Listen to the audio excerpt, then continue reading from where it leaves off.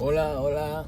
Bueno, déjeme decirle, el último vídeo, el vídeo anterior, no, el vídeo anterior, el anterior a este estuvo dedicado al tema de la filosofía, lo titulé Filosofía y Método.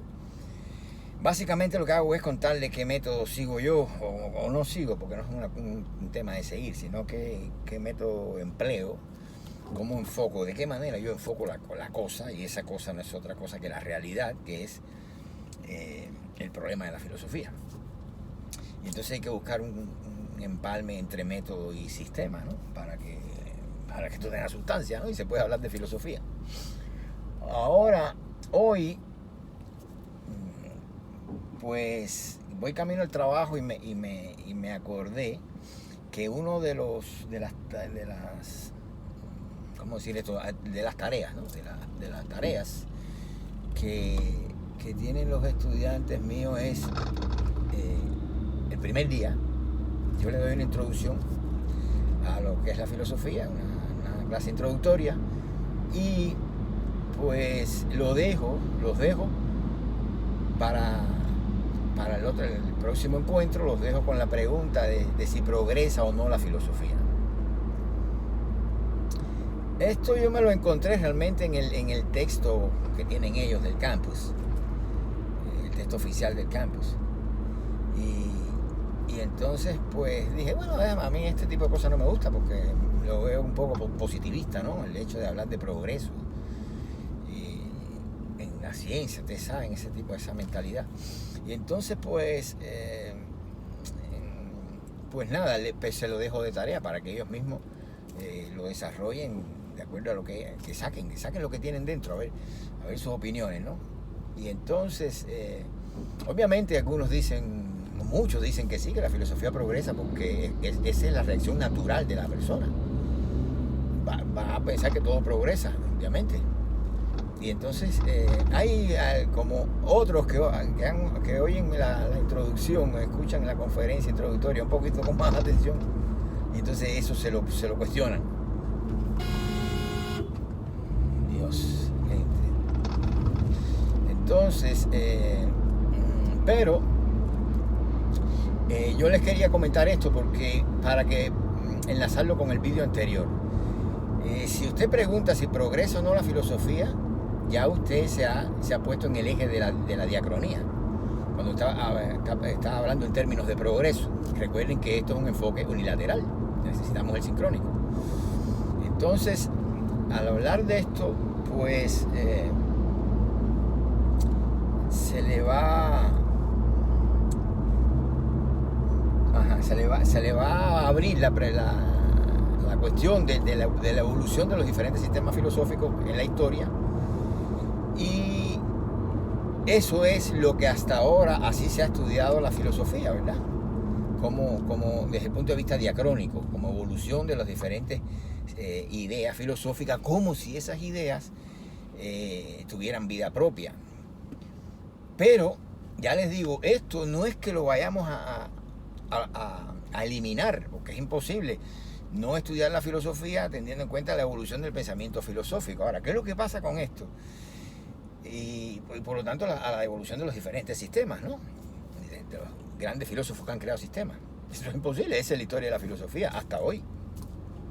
Pero aquí pasa lo mismo que le dije en el vídeo anterior, se queda la mitad de la verdad fuera. ¿Por qué? Porque hay una arista sincrónica que tenemos que complementar, que nos sirve para complementar la otra, que es necesaria.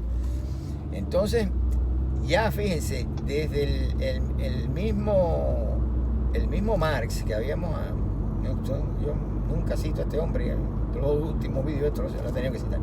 Pero bueno, este tipo dijo que las ideas no tienen historia. Recuerden que Marx es más dado a un enfoque sincrónico, ¿verdad? Y entonces, de las cosas de la sociedad y eso, porque lo él no es la filosofía. Entonces, las ideas no tienen historia, dice él. También Gombrich, este gran historiador del arte, dice que no existe una historia del arte como evolución de los diferentes estilos y esa cosa no existe.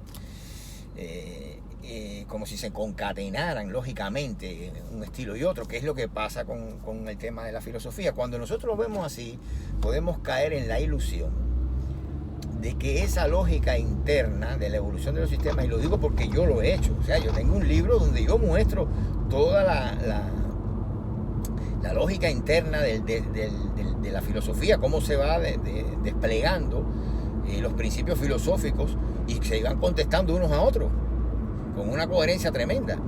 O sea, eso es un enfoque absolutamente diacrónico de la filosofía. Y yo hasta he hecho eso, también lo tengo ese libro, es de los afanes del yo. Tiene un subtítulo bien largo, ¿no? Pero ese es el tema de la realidad, ¿no? Lo que se ve ahí. Entonces, hay un filósofo cubano muy bueno, que bueno, creo que es el mejor filósofo que hemos tenido, que se llama Máximo Castro. Y Castro dijo que el problema de la filosofía no era otra cosa que el estudio de la realidad. Yo he seguido esa línea también. Finalmente eso es lo que piensan todos los grandes filósofos, aunque él no es un gran filósofo, pero sí es nuestro mejor filósofo. Y cuando digo grande estoy pensando en los clásicos, ¿no? Entonces, bueno, volviendo al tema, el asunto es que si nos ponemos en este punto de vista de que no existe una historia o sea, que las ideas no tienen historia, en el sentido de que evolucionan y demás. Esa conexión lógica la establecemos nosotros. Pero tengan en cuenta que si eso vuela por encima de las épocas, no tendría ningún sentido, porque estamos todo el contexto histórico, social, económico, etcétera, etcétera, y del propio pensamiento, y el cultural, para decirlo con una sola palabra, todo el concepto cultural, para mí cultura lo es todo, ¿verdad? Es un concepto mucho más abarcador que naturaleza, todo que se quieran inventar. Universo, naturaleza, la cultura es mucho más que eso. Y entonces, imagínense ustedes que usted pasaría por encima de todo eso sin tener en cuenta el condicionamiento cultural de toda la realidad y del pensamiento, etcétera, etcétera. Entonces ya esto, ¿qué nos está diciendo? Bueno, cuando se dice que la filosofía progresa, hay que tener mucho cuidado. Realmente no progresa. No se le puede aplicar el criterio de progreso, ni aún situándonos en el eje de la diacronía. ¿Por qué? Porque si bien este eje es evolutivo, responde al modelo de la evolución, ¿verdad? Pero no podemos decir que haya progreso en el sentido de que cada filosofía agota toda la realidad que le es propia, da una definición de la realidad, que Hegel le llamaba esto definición del absoluto, y eso está dado ya. Entonces, de algún modo se puede establecer un diálogo entre toda esta filosofía, como una le responde a la otra. Es verdad que se puede en cierto modo evolucionar, vamos a poner esa palabrita, en el sentido de que si nosotros tomamos el punto de partida, el ente de Parménides, y del ente brincamos al final del camino, que es la sustancia sujeto hegeliana, pues obviamente ha habido un progreso en el pensamiento. Pero recuerden que esto es solamente desde el punto de vista diacrónico, y es bastante complejo incluso sostenerlo. Es bastante complejo sostenerlo porque la sincronía va a estar haciendo ruido constantemente. ¿Qué quiere decir esto?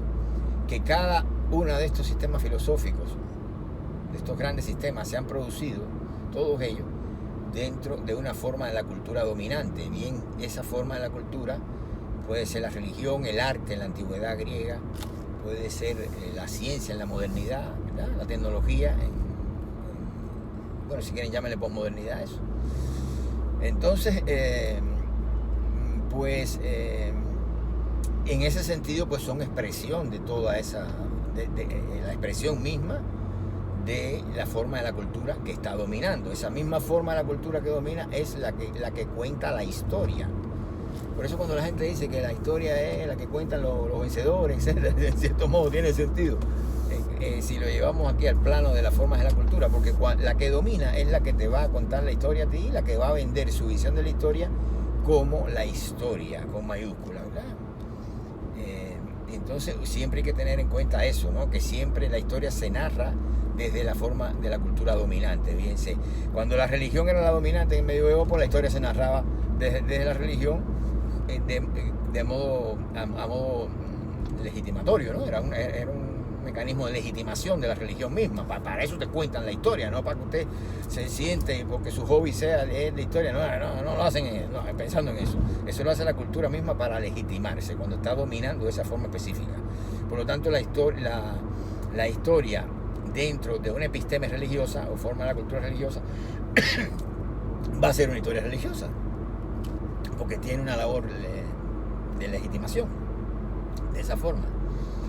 Entonces, asimismo, la científica, bueno, en la ciencia obviamente que la historia va a ser una historia científica y va a atender la cientificidad lo más que pueda, ¿entiendes? Así son las cosas, pero siempre se escriben desde la perspectiva de la forma dominante de la cultura. ¿Esto qué cosa hace? Que ya ha bloqueado completamente el enfoque diacrónico, que es evolutivo, que se van encadenando las ideas, se van encadenando los estilos artísticos, todas esas cosas, siguiendo una lógica propia y volando por encima de las épocas. Pero bueno, creo que no hay nadie que le pueda decir a Gombrich que no existe la historia del arte. O sea, que existe la historia del arte. Cuando usted va a discutir con Gombrich y conoce su punto de vista, no va a tener argumento, no puede con él. Entonces, igual lo que dice Marx lo dice basándose en otra gente también, y tiene razón en ese punto, ¿no? Las historias no vuelan por encima las ideas no tienen historia, no son autónomas y vuelan por encima de las épocas, etcétera, etcétera. Es bien complicado esto. ¿Cómo yo lo resuelvo? Bueno, yo no desecho ninguno de los dos. Creo que hay que complementarlo, como dije en el video anterior. Por lo tanto, a la pregunta de ¿progresa o no la filosofía? Tenemos que entender. Progresa desde el punto de vista diacrónico. Desde el punto de vista sincrónico, la filosofía es expresión de la forma de cultura dominante.